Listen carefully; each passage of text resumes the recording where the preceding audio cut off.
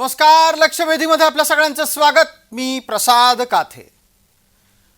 महाराष्ट्रात शरद पवारांचा म्हणून जो पक्ष ओळखला जायचा त्या पक्षापासून थोडंसं वेगळं होत अजित पवारांनी स्वतःची वेगळी भूमिका घेतली आणि सत्तेत राहत आपल्या समर्थकांच्या भल्यासाठी 4 पावलं टाकायचा प्रयत्न केला. हे घडल्यानंतर मोठ्या त्वेषानं सुरुवातीपासूनच सांगितलं जात होतं की ज्यांनी कोणी शरद पवारांबरोबर गद्दारी केली आहे त्यांना परत कधीही सोबत घेतलं जाणार नाही. पण हे बोलायचा एक अवकाश आता लोकसभेच्या निकालानंतर ज्यांना लढलेल्यापेक्षा चांगल्या जागा मिळाल्या अशा शरद पवार गटाला अचानक अजित पवार समर्थकांवर नजर टाकाविषयी वाटायला लागलेली आहे. आणि म्हणूनच जयंत पाटलांचं विधान आहे की जे सोडून गेलेले आहेत त्यांच्यासाठी दरवाजे खुले झालेले आहेत. असं का व्हावं की आपण जे बोलतो त्यापेक्षा विपरीत करण्याची वेळ ही शरद पवारांच्या गटावर यावी.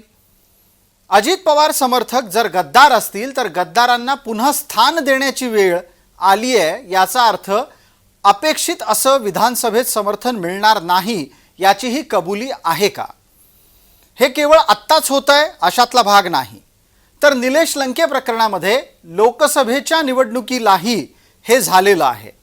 ज्यांनी गद्दार म्हटलं तीच लोक निलेश लंके कधी एकदा पक्षात येत आहेत आणि कधी एकदा त्यांचं स्वागत करतोय अशाच स्थितीत अत्यंत अधीर झालेली सर्व कॅमेऱ्यांमध्ये दिसून आली होती. थोडक्यात नक्की जनाधार कोणाकडे आहे? जी काही पवारांची म्हणून महाराष्ट्रातली मतं आहेत ती थोडी तरी इकडे तिकडे सरकलेली आहेत का? अजित पवारांनी जितक्या जागा लढल्या त्यापैकी त्यांना एका जागेवर यश मिळालं, बारामतीत अपयश आलं.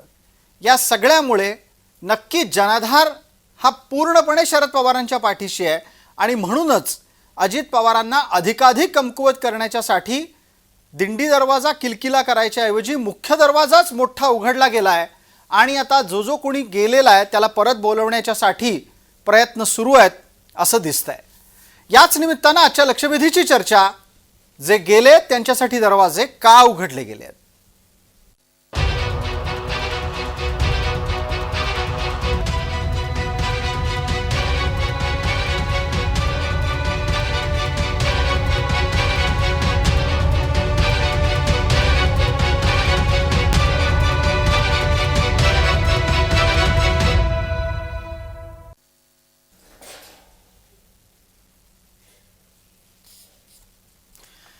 या चर्चेमध्ये आपल्यासोबत सहभागी होणाऱ्या मान्यवरांचा आपल्याला पटकन परिचय करून देतो. आपल्यासोबत प्रशांत पवार आहेत जे अजित पवारांची बाजू मांडणार आहेत. आपल्यासोबत शरद पवारांची भूमिका मांडण्याच्यासाठी महेश तपास आहेत. ही दोन्ही मंडळी त्यांच्या विभागांची अर्थात त्यांच्या गटाची प्रमुख प्रवक्ता मंडळी आहेत. आपल्यासोबत परिस्थितीचं राजकीयदृष्ट्या विश्लेषण करण्यासाठी उमेशजी घोंगडे आहेत. त्यांचंही चर्चेत स्वागत. उमेशजी, आपण फोनद्वारे जोडले गेलेले आहात. इतर दोन्ही मंडळी आता प्रत्यक्षरित्या आपल्याला दिसत आहेत. माझा पहिला प्रश्न पटकन प्रशांत पवार यांना आहे. प्रशांतजी, काल परवापर्यंत तुम्ही गद्दार होतात, आता दरवाजे उघडले गेले आहेत. इकडून तिकडे जाण्याचा विचार तुम्ही करताय का? तुमच्याशिवाय इतर किती जण करतायत? नाही, आम्ही गद्दारच नव्हतो ना, हे तर आज प्रूव्ह झालेलं आहे. जे लोक आम्हाला गद्दार म्हणत होते आज त्यांनी दरवाजे उघडे केलेले आहेत. म्हणजे याचा विचार करा ना तुम्ही. आणि सगळ्यात महत्वाचं, महेश भाऊ इथे आहे. महेश भाऊ, तुमचे जितेंद्र आव्हाड काय म्हणत होते? त्या या गद्दारांना मी पाय ठेवू देणार नाही पक्षात, जे माननीय शरद पवार साहेबांचे मानसपुत्र आहेत. म्हणजे याचाच अर्थ असं वाटतं मला की जितेंद्र आव्हाडचं वगैरे या पक्षात काही चालत नाही, नुसतं तोंडाची बडबड आहे. अहो, तुम्ही त्या निलेश लंके साहेबांनाही तुम्ही गद्दार म्हटलं होतं, शेवटी त्यांना घेतला ना. आणि गद्दार का बरं म्हणायचं? शेवटी तुम्ही दरवाजे उघडे केले. ज्यांना सत्ता नाही मिळाली त्यांना आम्ही घेणार. म्हणजे हे काय झालं? त्यांना सत्ता नाही मिळाली त्यांना आम्ही घेणार म्हणजे याचाच अर्थ की तुमच्याकडे आज या परिस्थितीमध्ये या येणाऱ्या विधानसभेत उमेदवार नाहीत तुमच्याकडे, म्हणून तुम्ही दरवाजे उघडे केलेले आहे, हे मान्य करावं लागेल. प्रशांत पवारांचा थेट आक्षेप आहे आणि त्याचं उत्तर महेश तपासेंकडून पटकन घेऊ. महेशजी, याचं खरं तर उत्तर आधीच मागायला हवं होतं. निलेश लंके प्रकरणापासूनच याचं उत्तर लोकही तपासून पाहत होती की ज्यांना गद्दार गद्दार जितेंद्र आव्हाड ठरवत होते त्यांना तर तुम्ही पक्षात घेतलं ते घेतलं, तिकीटं दिली, खासदार केलं, आता तर इंग्रजीत शपथ घेतली म्हणून कौतुकही करायला लागलात. नक्की घडतंय काय जमिनी पातळीवर? अर्थात प्रत्यक्षात महाराष्ट्रात जी तुमची म्हणून स्वतःची वोट बँक आहे, जिला शरद पवार समर्थकांची वोट बँक म्हणता, ती विधानसभेला सोबत राहणार नाही अशी भीती वाटतेय. मला प्रशांत भाऊंना सांगायचं आहे की पवार साहेबांचे मानसपुत्रच्या रूपामध्ये माझ्यासारखा, प्रशांत भाऊ सारखा महाराष्ट्रातले लाखो कार्यकर्ते ज्यांना पाहत होते त्यांचं नाव आहे अजितदादा पवार. अजितदादा सोडेपर्यंत, म्हणजे पक्ष सोडेपर्यंत, पक्षाची फारकत घेईपर्यंत आणि इलेक्शन कमिशन मध्ये ऍप्लिकेशन सिंबल आणि पार्टीचं ऍप्लिकेशन पर्यंत करेपर्यंत आम्हाला सर्वांना असं वाटत होतं की अजितदादा परत स्वगृही येतील. कधीही कुठल्याही पक्षाचा वक्ता त्यांच्या संदर्भात बोलले नाही. काही नेते त्यांची भूमिका मांडत असतील, परंतु सामान्यपणे महाराष्ट्रातल्या जनतेला, प्रशांत भाऊंना माहिती आहे, आम्हाला हे सर्वांना माहिती आहे, आम्ही सर्वजण अजितदादांनाच पवार साहेबांचा मानसपुत्र समजत होतो. परंतु तसं झालं नाही. अजितदादांनी फारकत घेतली. अजितदादांनी निवडणूक आयोगामध्ये जाऊन पक्ष चिन्ह घेतला, पक्ष मिळवला आणि लोकसभेमध्ये निवडणुकीमध्ये स्वतःच्या बहिणीच्या विरोधामध्ये त्यांनी स्वतःचा उमेदवार उभा केला. दुर्दैवाने त्यांचा पराभव झाला, परंतु त्या खासदार झाल्या, त्याच्याबद्दल त्यांचं अभिनंदन पण करतो. परंतु पवार साहेबांच्या पॉवर समोर दादांची पॉवर टिकली नाही, ही वस्तुस्थिती मान्य करायला पाहिजे.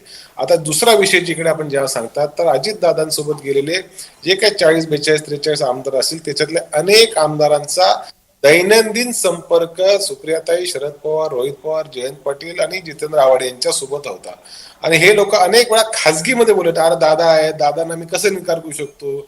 आमच्यासारखी काही लोक बोलली, प्रशांत दादासारखे काही लोक नाही बोलू शकले, कदाचित दादांना इन्कार करू शकली. त्याच्यामुळे लोकांना असं सुरुवातीच्या अनेक आठवडे, महिने असं वाटत होतं, आमदारांना वाटत होतं, पक्षाच्या कार्यकर्त्यांना वाटत होतं, महाराष्ट्राच्या जनतेला वाटत होतं की अशातलं काही भांडण नाही, हे फक्त काहीतरी ऍडजस्टमेंट आहे. पण तसं नव्हतं. आमदारांना फार उशिरा त्या गोष्टीचा बोध झाला की खरंच पक्षामध्ये दोन गट पडलेले आहेत, दोन पक्ष निर्माण झालेले आहेत आणि काही ना काही कारणामुळे आमदार जरी दादांच्या सोबत गेलेले असले तरी त्यांनी पवार साहेबांच्या सोबत पूर्णपणे फारकत घेतली नव्हती. कुठल्या ना कुठल्या मार्गाने ते संपर्कात होते, चर्चा करत होते, पत्र पाठवत होते, वेळोवेळी त्यांची निवेदनं देत होते आणि पवार साहेबांचं मार्गदर्शन घेत होते. बघा विषय काय आहे, विषय आहे भारतीय जनता पार्टीच्या सरकारमध्ये सामील झालं पाहिजे की नाही याच्या संदर्भामध्ये गेल्या 2-4 वर्षापासून काही पक्षाच्या आमदारांचं मन होतं की आपण समर्थन केलं पाहिजे. पवार साहेबांच्या त्या मनामध्ये नव्हतं, म्हणून पवार साहेबांनी त्या गोष्टीला अजिबात दुजोरा दिला नाही, पवार साहेबांनी पाठिंबा दिला नाही आणि अजितदादांच्या नेतृत्वामध्ये, प्रफुल्लभाईंच्या नेतृत्वामध्ये, सुनील तटकरे साहेबांच्या नेतृत्वामध्ये काही आमदार पक्षाचे सोडून गेले. काही आमदार पवार साहेबांसोबत राहिले. राहिलेल्या आमदारांची संख्या अतिशय कमी होती. संघटनेमधले बरेचसे दिग्गज मातब्बर लोक त्या ठिकाणी निघून गेले. उद्या आमच्या लोकसभेच्या निवडणुकीमध्ये, म्हणजे अशा, मला सांगायला हरकत नाही, तुम्ही पत्रकार अनेक वर्ष मला ओळखतात तुम्ही मला, परंतु आमच्याकडे एवढी अवस्था ही झालेली, म्हणजे अक्षरशः स्टाफच्या संदर्भामध्ये देखील आम्हाला तडजोड करावी लागत होती, अशी परिस्थिती आमच्याकडे निर्माण झालेली. तरी देखील महाराष्ट्र हा पवार साहेबांच्या बाजूने उभा राहिला, पवार साहेबांच्या नेतृत्वाने विश्वास ठेवला आणि पवार साहेबांच्या नेतृत्वाने विश्वास ठेवून 10 पैकी 8 खासदार आमचे त्या पक्षाचे निवडून आले. आमचा जो लोकसभेमध्ये मागच्या निवडणुकीमध्ये जो टक्केवारी होती त्याला कुठेही गालबोट लागलं नाही, उलट आम्ही बरकरार राहिलो. आमचा 80% स्ट्राईक रेट राहिला. ही पवार साहेबांची पुण्याई आहे. महेश तपासेंचं एक सविस्तर उत्तरही आपण घेतलं. त्यांनी प्रामाणिकपणे ही गोष्ट मान्य केली की ज्या पद्धतीनं पक्षात वेगळी भूमिका घेतली गेली त्याच्यानंतर त्यांच्याकडे कर्मचाऱ्यांची पण वानवा होती. आता उमेश घोंगडेंकडे जाऊ.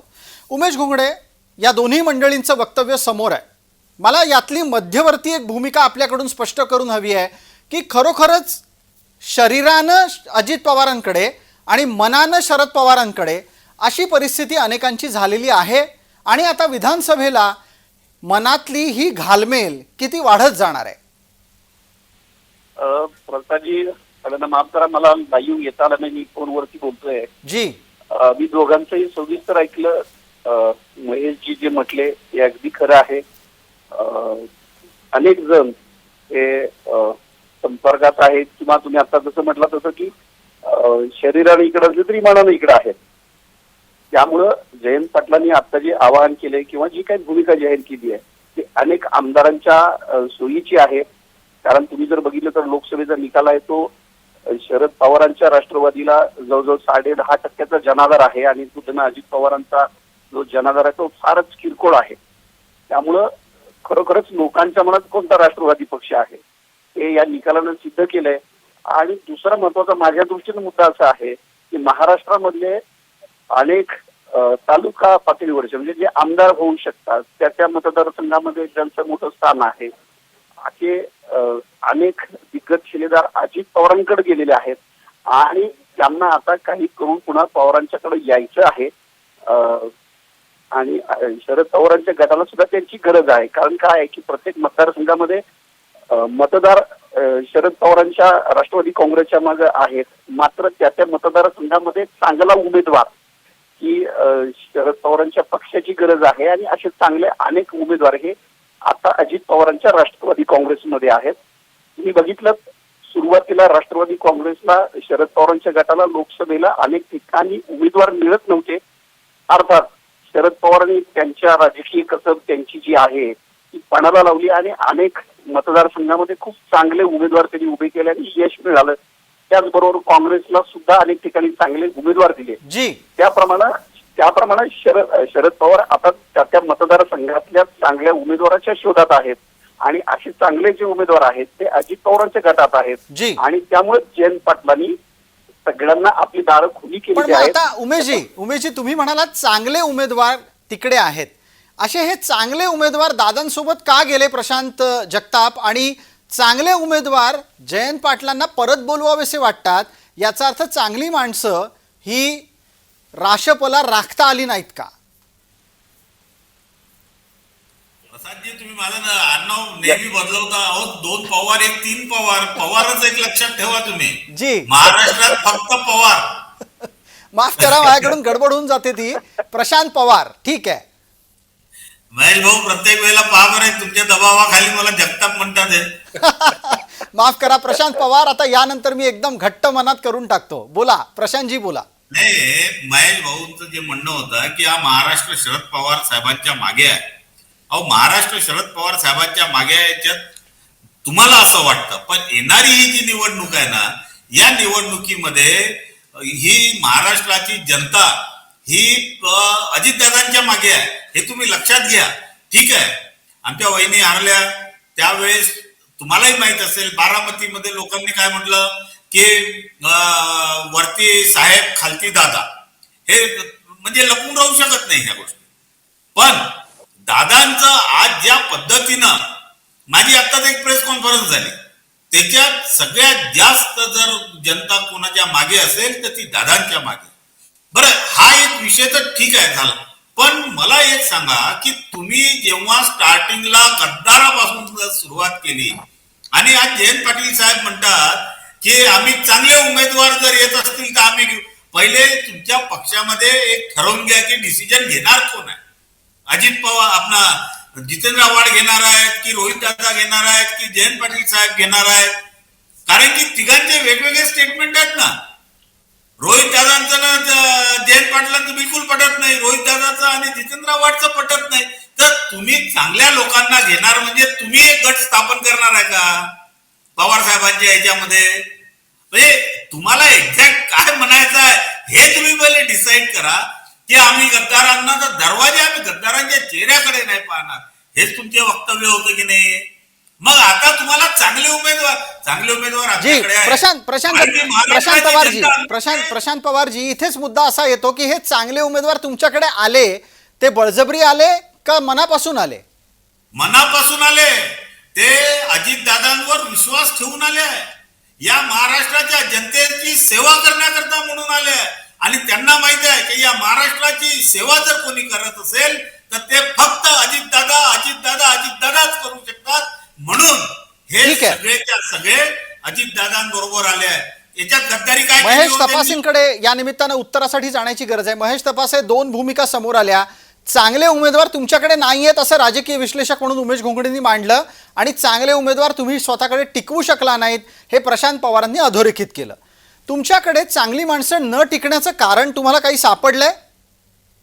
आमच्याकडची चांगली माणसं, आमच्याकडची चांगली माणसं ज्याच्यामध्ये मी नाव घेऊ शकतो, आमचे अजितदादा असतील, आमचे तटकरे साहेब असतील, आमचे प्रफुल्लभाई असतील, आमचे हसन मुश्रीफ साहेब असतील, आमचे काय म्हणते नवाबभाई मलिक असतील, यांना सगळ्यांना ईडीचं, आमचे भुजबळ साहेब असतील, या सगळ्यांना ईडीचा धाक दाखवून, आमच्या चांगल्या माणसांना ईडीचा धाक दाखवून त्या ठिकाणी मोदी साहेबांनी त्यांना घाबरवलं, त्यांना स्वतःच्या पक्षामध्ये विलीन करून घेतलं, म्हणजे स्वतःच्या सरकारमध्ये विलीन करून घेतलं. अशी अवस्था आमच्या चांगल्या माणसांची दुर्दैवाने झाली.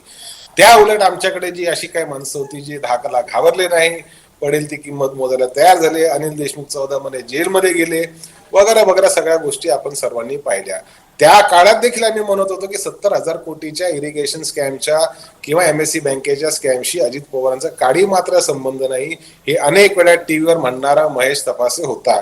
आमच्या पवार साहेबांना ते निश्चितच माहिती असेल.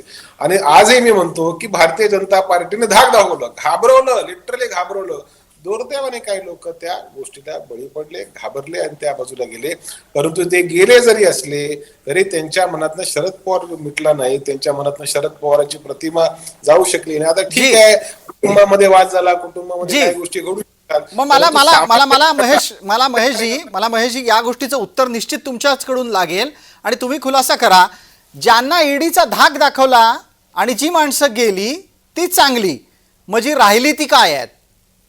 नाही, मी मत सगळीच माणसं आमची चांगली आहे. असं सोयीस्कररित्या कसं म्हणता येईल? जे गेले ते काल परवापर्यंत गद्दार होते, आता ते छान छान झाले, चांगले चांगले झाले, आणि ते एकाच वेळेला ईडीच्या धाकानी पण गेले. सगळंच कसं काय खरं असू शकतं? ईडीचा धाक दाखवलं की नाही, पंतप्रधानांनी ईडीचा धाक दादांना दाखवला की नाही, प्रफुल्ल पटेलला दाखवला की नाही, भुजबळ साहेबांना दाखवला की नाही, हसन मुश्रीफला दाखवला की नाही, नवाब मलिकला दाखवला की नाही, दिलीप वळसे पाटील दाखवला की नाही.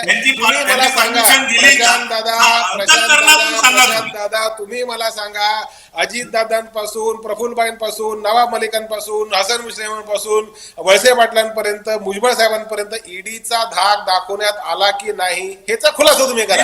आम्ही तेव्हाही म्हणत होतो या सगळे आरोप कोणाचे, परंतु मला असं वाटतं मुश्रीफ साहेबांच्या बंगल्यावर किती वेळा रेड झाली, मुश्रीफ साहेबांच्या बंगल्यावर किती वेळा रेड झाली, अजित दादांच्या नातेवाईकांना किती वेळा त्रास देण्यात आला. ठीक आहे, म्हणजे महेशजी एक मिनिट थांबा. आपल्यासोबत प्रशांत पवार आहेत, त्यांचे काही प्रश्न होते, त्याचं उत्तर तर तुम्ही द्यायचंच आहे. पण महेश तपासे जे सांगतायत त्यातून काय अधोरेखित होतं? तर जी माणसं घाबरून पलीकडे गेली ती आता गद्दार नाही आहेत प्रशांत पवार, ती आता घाबरट आहेत. ते घाबरूट आहेत, घाबरले, ते 100% घाबरले. शरद पवारांनी नवीन दमाचे उमेदवार लोकसभेमध्ये सुळे आणि अमोल कोल्हे हे 2 खासदार. प्रशांत एक मिनिट, परमिशन दिली का यांना घेण्याकरता? रोहित दादांनी परमिशन दिली का यांना त्या सगळ्या लोकांना गद्दार लोकांना घेण्याकरता? मग जर यांनी परमिशन नसेल दिली, यांचं एखादं वक्तव्य तर दाखवा. कारण की कसं आहे, आता तिथे जयंत पाटील साहेबांचं आणि त्यांचं पटून नाही राहिलं, म्हणून आता हे नवीन खेळी चालू आहे. म्हणजे आता काही खेळ चालू नाही. तुम्ही मला ऐका प्रशांत दादा, ऐका माझं. प्रशांत दादा नका हो नाराज, आमचं ऐकायचं खरं. ऐकायचं खरं प्रशांतराव. प्रशांत पवार साहेब, तपासाचं ऐकायचं खरं. पवारांनी तपासाचं ऐकलं पाहिजे. ऐका आमचं जरा, छोटस लहान भावाचं ऐका जरा आमचं. नाही, आमचं प्रशांत दादा, तुम्ही पवार ऐका तपासांचं जरा थोडस. तपासाचं ऐकलं पाहिजे. तपासे आपण सांगू इच्छित आहात की पवार तपासेंचं ऐकत नाहीयेत? बिलकुल ऐकत नाही. मी त्यांना कधीपासून विनंती करतोय, ऐकतच नाही, बोलूच. कुठले पवार तपासेंचं ऐकत नाहीत? कुठले पवार तपासेंचं ऐकत नाहीत? प्रशांत पवार साहेबांना एवढंच म्हणायचं आहे की तुम्ही मला स्पष्टपणे सांगा, तुम्ही पवार साहेबांना नाराज होऊन, पवार म्हणजे आज तुम्ही कुणाची मनातल्या मनात शपथ घ्यायची ते घ्या, मी त्याला तुम्हाला जबरदस्ती भाग पडत नाही. मग खरंच तुम्ही पवार साहेबांवर नाराज होऊन बाहेर पडलात का? खरंच म्हणजे अगदी अगदी मनाशी खूनगाठ बांधून सांगा, ज्याला तुम्ही श्रद्धास्थान म्हणतात त्याच्या मनात शपथ घ्या. तुमचं उत्तर मला अपेक्षित नाहीये, पण किमान स्वतःच्या मनामध्ये डुंकून जायला तुम्ही बघाल तर महाराष्ट्रातला एकही आमदार, एकही खासदार, म्हणजे त्यांच्यासोबत गेले आता एकच खासदार आहेत, आणि तुमच्यातले एकही जिल्हाध्यक्ष हे कधीच बोलणार नाही की शरद पवार नावाच्या नेतृत्वावर आम्ही नाराज होऊन ठीक आहे. पक्षांतर केलं. हे महेश कोणीच बोलणार तपासे, नाही. हा एक कळीचा मुद्दा आपण काढलात. प्रशांत पवार यांना कैचित पकडण्याच्या साठीचा तुमचा हा प्रयत्न आहे. प्रशांत पवार मनापासून हे कधीच सांगू शकणार नाहीत की शरद पवारांवर ते नाराज झाले. ते नसतीलच बहुतेक. पण मुद्दा इथे कळीचा असा येतो ज्याच्यासाठी उमेश घोंगडेंना आता बोलतं करायचं आहे. उमेश घोंगडे, नाराज नक्की कोण कोणावर होतं, कोण कोणामुळे दूर गेलं, याची चर्चा पुन्हा पुन्हा फिरवून आणली जाते. 30 सेकंदात एकदा सांगून टाका, लोक शरद पवारांवर नाराज होऊन गेली का सुप्रिया सुळेंवर नाराज होऊन गेली, का सुप्रिया सुळेंसाठी शरद पवारांच्या वागण्यावर नाराज होऊन गेली? मुळामध्ये काय आहे की अजित पवारांना आपण अजित पवारांच्या तोंडून पण खूप वेळा ऐकलेलं आहे गेल्या काही महिन्यामध्ये की आपण भाजप बरोबरच जाणार आहोत असं अनेक वेळा ठरल्यानंतर पवार साहेबांनी माघार घेतली आणि मी दिलेला शब्द पाळला असं म्हणून त्यांनी भाजपशी संधान साधलेलं आहे. त्यामुळं आपण थेटपणे असं म्हणू शकतो अजित पवारांच्या एकूण त्यांनी जी भूमिका मांडली त्याच्यावरून आपण निश्चितपणे असं म्हणू शकतो की शरद पवारांनी गेल्या 4 वर्षामध्ये जी वेळोवेळी भाजपच्या सोबत जाण्याबाबतची भूमिका बदलली त्याच्यावरती नाराज होऊन त्यांनी स्वतःचा निर्णय घेतला आणि त्या निर्णयाला सत्तेच्या सोबत जाण्यासाठी अजित पवारांच्या सोबतच्या अनेक आमदारांनी पाठिंबा दिला. बर, मग आता याच्यातला एक पुढचा मुद्दा आणखीन आहे. आता जेव्हा महेश तपासे यांना बचावाची आपण संधी दिली तेव्हा महेश तपासे सातत्यानं तोच विचार तीच भूमिका आपल्यासमोर मांडताना दिसले की गेलेली माणसं ही ईडीला घाबरून गेली. झाला ना आता हा प्रचार, याच्यावर लोकसभा पण निघून गेली, विधानसभेला पण आता हाच प्रचार करायचा का की जे गेलेत ते घाबरट आहेत? मग जर घाबरट असतील तर ते चांगले आहेत, त्यांनी परत यावं, अशी भूमिका का असावी? उमेश घोंगडे, आणि आता हे जनतेला कंटाळवणं नाहीये का की जे गेले ते घाबरून गेले? मला यातली खरं ईडीला घाबरून गेले किंवा काय यापेक्षा सुद्धा आता त्याच्या पुढे खरं तर महाराष्ट्रातलं राजकारण गेलेलं आहे. लोकसभेच्या निकालावरून असं सिद्ध झालंय की अजित पवारांनी जे केलं ते महाराष्ट्रातल्या राष्ट्रवादीच्या मतदारांना आवडलेलं नाही.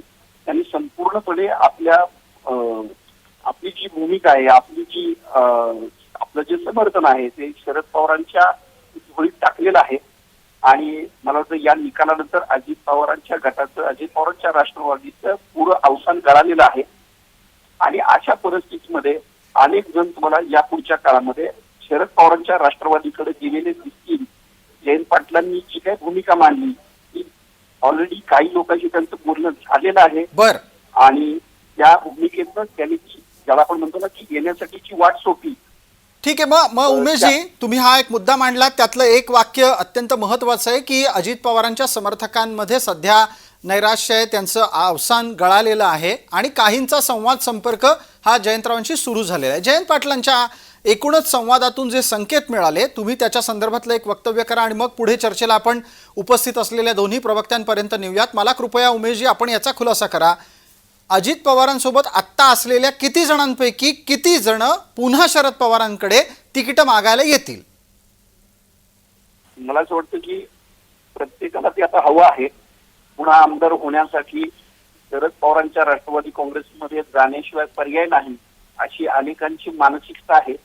आणि तुम्ही जर बघितलं तर थोडा तुम्ही विचारला प्रश्नाला थोडा वेगळा एक मुद्दा मी मांडतो. लोकसभेच्या एकूण निवडणुकांच्या प्रचार सभा आणि एकूण उमेदवारी जाहीर करताना शरद पवारांची एकूण नुकसानी डिग्री आपण जर पाहिली तर मी तुम्हाला माढ्यातलं एक उदाहरण देतो. माढ्यामध्ये त्यांनी लोकसभेबरोबरच विधानसभेची सुद्धा अनेक ठिकाणी तयारी केलेली आहे.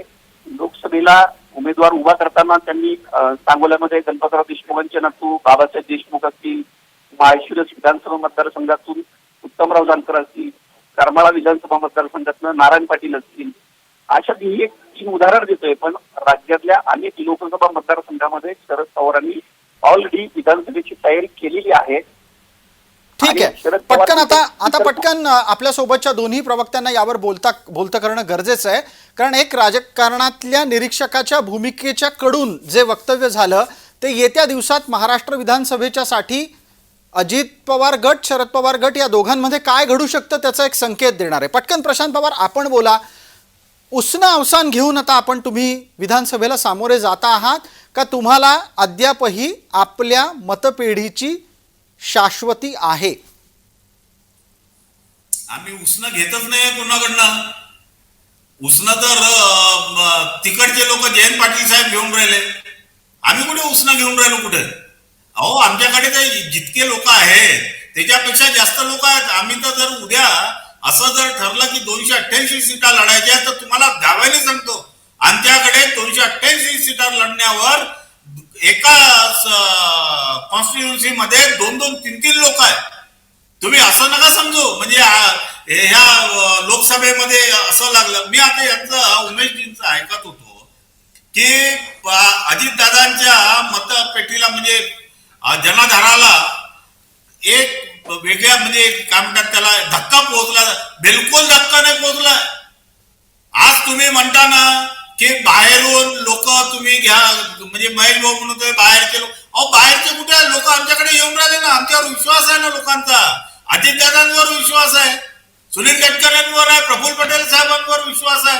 आणि सगळ्यात महत्वाचं तुम्ही गद्दार लोकांना तुम्ही पहिले एक्सेप्ट करा महेश भाऊ हे गद्दार होते की नव्हते. जर हे गद्दार असतील तर तुम्ही त्यांना बिलकुल घ्यायला नाही पाहिजे. हे तुम्हाला मानावं लागेल. आणि तुमच्याकडे आज उमेदवार नाहीत म्हणून तुम्ही आमच्या लोकांना घेऊन राहिले. आमचे गद्दार आता चांगले झाले असं तुमचं म्हणणं आहे. पण पहिले तुम्हाला माफी मागावं लागेल की ते गद्दार नाहीत. हे मान्य करता का तुम्ही? कारण ते तुम्ही मान्य नाही करू शकत हे गद्दार आहेत म्हणून. कारण की तुम्हालाही माहिती आहे कोणते गद्दार आहेत कोणते काय महेशजी उत्तर देत आहेत आपल्याला. प्रशांत पवारजी, महेशजी उत्तर देऊ इच्छित आहेत. महेशजी, ज्या पद्धतीनं उमेश घोंगडेंचं विश्लेषण होतं त्याला उत्तर प्रशांत पवारांनी दिलंच आहे. ते काही मान्य करत नाहीत की त्यांचं अवसान गळालेलं नाही. पण या गोष्टीचा खुलासाही तुम्हाला करावा लागेल की जर तुमच्याकडे भरपूर माणसं आहेत तर तुम्हाला सातत्यानं समोरची माणसं का लागू लागली आहेत? तुमच्याकडे मतपेढी सरकली असा तुमचा दावा जरी असेल तर मग मतपेढीच्या सोबत तुमच्याकडे नव्या उमेदीचे नवे उमेदवार असायला पाहिजेत. तुम्हाला जुन्यांमधूनच घ्यावं असं का वाटतं? प्रशांत पवारांच्या वक्तव्यातनं एक गोष्ट स्पष्ट झाली की त्यांची तयारी ऐकून घ्या प्रशांत दादा. प्रशांत पवारांच्या वक्तव्यावरनं एक गोष्ट स्पष्ट झाली की त्यांची तयारी 60, 70, 80 सीटाची नसून त्यांची तयारी 288 सीटाची आहे. याचा अर्थ भारतीय जनता पार्टी त्यांना बाहेरचा रस्ता दाखवण्याच्या मार्गावर आहे आणि अजित पवारांच्या गटाला सरकारमधनं बाहेर पडावं लागेल. 70, 80, 90 जागा मिळणार नाही. म्हणून प्रशांत पवार आजच म्हणतात की आमच्याकडे प्रत्येक मतदारसंघामध्ये म्हणजे महाराष्ट्रातल्या 288 मतदारसंघांमध्ये एक नव्हे तर 2-2 उमेदवार आहेत असा खुलासा आमचे मित्र पवार साहेब आणि प्रशांत पवारांनी केल्याबद्दल तुम्हाला शुभेच्छा. राहिला विषय आमच्या पवार साहेबांच्या पक्षामध्ये देश पातळीवर जिकडे आमचे 8-9 खासदार त्या ठिकाणी आहेत आमचं देखील महाविकास आघाडीमध्ये चांगलं चाललंय. पवार साहेबांच्या 85व्या वाढदिवसानिमित्त 85 आमदार निवडून यायचा हा संकल्प अशी रोहित पवार यांनी त्या दिवशी नगर जिल्ह्यामध्ये केला. त्याच्यासाठी आमचा साधारण प्रयत्न असेल 105-100 च्या आसपास सीटा महाविकास आघाडीतनं सन्मानजनक आम्हाला मिळाव्यात. कारण लोकसभेमध्ये आम्ही थोडंसं नमतं घेतलं होतं, कमी जागा लढवल्या होत्या. त्याच्यामुळे विधान परिषदेच्या जागा देखील आम्ही सोडल्या. हे देखील आपल्याला प्रशांत पवार साहेब आणि काते साहेब तुम्हाला माहिती आहे. त्याच्यामुळे लोकसभेवर आमचा फोकस आहे. निश्चितच जसे मगाशी आमचे विश्लेषक म्हणाले की लोकसभेच्या सोबत विधानसभेचे संभाव्य आमदार उमेदवारांची तयारी ही पवार साहेबांनी केली. ही नक्की गोष्ट खरी आहे. आणि आज जर लोकसभेचा आकडा पाहिला तर जवळपास 159 जागेवर महाविकास आघाडी विजय झाल्याचा आकडा तुमच्याकडे पण काते साहेब आहे, प्रसाद त्याच्यामुळे आम्हाला कोणाला घ्यायची आवश्यकता नाही.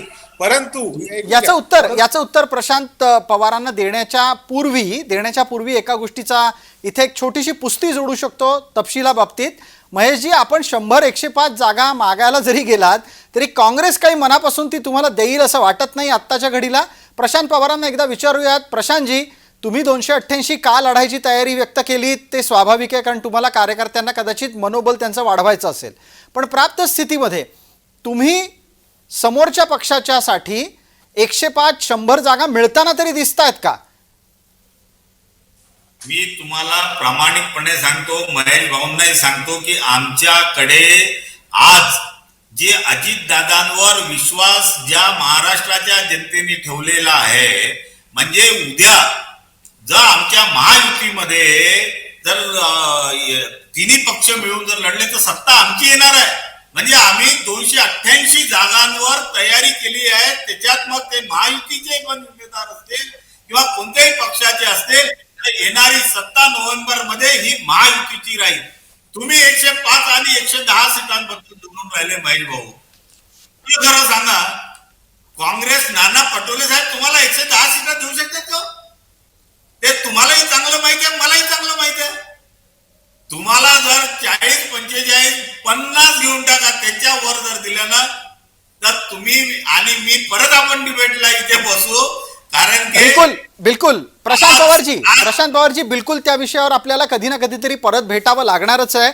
आत्ताच्या घडीला निरीक्षणाच्या माध्यमातून विविध गोष्टी समोर आल्या आणि त्यात अस्वस्थता अजित पवार गटाची आणि दुसऱ्या बाजूला नव्या उमेदवारांसाठीची शरद पवार गटाची हतबलता ही अधोरेखित होते. उमेश घोंगडे यांनी विश्लेषणाच्या माध्यमातून ती बाब समोर आणली. तुर्तास वेळ मर्यादा आहे, त्यामुळे मला माफ करा, आपल्याला सगळ्यांनाच थांबावं लागतंय.